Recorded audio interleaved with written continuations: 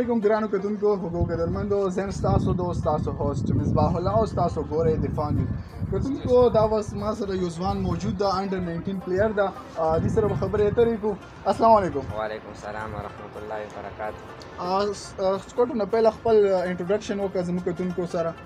ما نام محمد حارث قریشی ہے، زه کوهاټ جنگل خیل اوسیدونکی یم. اچھا دا ته وایې ته کرکټ کې کوم ټایم نه تا کرکټ سٹارټ کړی؟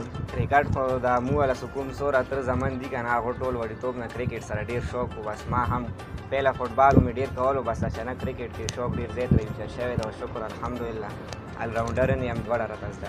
اچھا مطلب ته ډیر زیات گیمونه کې انډر 19 لیول سره؟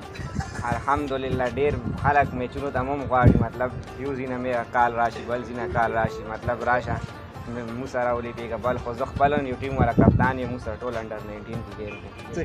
څنګه د شوق راغلو کرکټ والا؟ دا مو والا سوره ترونه دي کنه ماشاءالله، دوه ټول خود تکړه بیټسمنان وو. بس دو دی وجې بس دو ما کتلو کنه، د دې وجې ما کرکټ سره شوق راویچت شو. بس ځکه ما ته کرکټ خوند راغلو. کوم ټایم نه تاسو کرکټ کوئ؟ بچپن نه مو کرکټ والا ټول شوقین دي. بچپن نه ته گیم کوئ؟ مطلب صحیح. اسې موږ تاسو کو سوره مطلب څومره میچونه به ګټلې وي نن ټایم پورې؟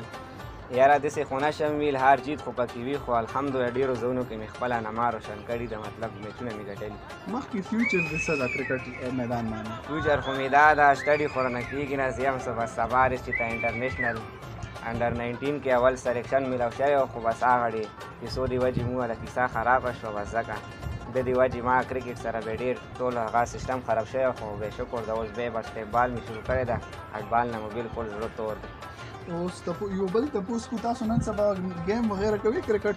हाँ जी سحر ٹائم سو 7 بجے 8 بجے رسو بے مازدیگر ٹائم کیم سو 4 نه 5 پورې، مطلب ورځې 2 غنټې پریکټس کوو. کوچ می چوکی مطلب څوک تاسو ټرین کوي کرکټ میدان باندې؟ عاقب خان. عاقب خان دا د کوم ځای تعلق ساتي عاقب خان؟ کوهاټ جنگل خیل اوسیدونکی دی، ډېر ښه کوچ مې دی الحمدلله. اچھا ډېر ښه. اسې کتونکو داسې قسم ځوانان تاسو سپورټ کې دا انټرنیشنل لیول باندې میچونه کوي، تاسو داسې قسم ځوانان سپورټ کې دا به پاکستان یو نما یو فخر پاکستان دی، فخر کوهاټ وي، نو داسې قسم ځوانان تاسو ضرور سپورټ کې. ما ته او زما کیمرمین ته راکړئ اجازه. لوی الله مسپارم. والسلام، ملوي به په یو نوی پروګرام کې.